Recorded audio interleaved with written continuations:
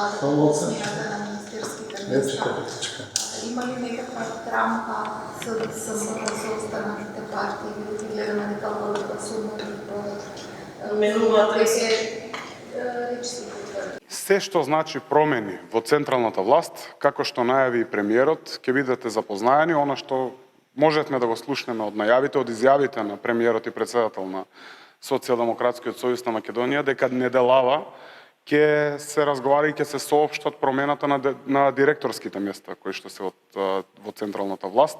Секако и за најавените министри, заменици министри, државни секретари очекуваме дека до крај на оваа недела ќе бидат предлогот на премиерот ќе биде во собраниска. Дали Горан Милевски од ДЛД ќе биде на место? Не би сакал ништо пред време да откривам во однос на кои позиции би биле заменети во однос на персоналните решенија за министерските места. Како ви е планот да направите ротација или да внесете нови? Секако дека внесуваме и свежина, внесуваме и нови кадри во централната власт.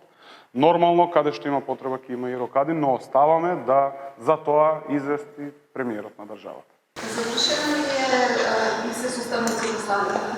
Готова ли конструкција? Се што може да се сподели со јавност по завршување, со обелоденување на одредени детали од тие средби, ќе бидете навремено запознаени и вие медиумите, а преку вас и пошироката јавност. Ја почнавте работата околу изборниот закон и промената на изборниот модел, но откако одлучивте за предвидени парламентарни избори, тоа да не заврши, односно да нема парламентарни избори.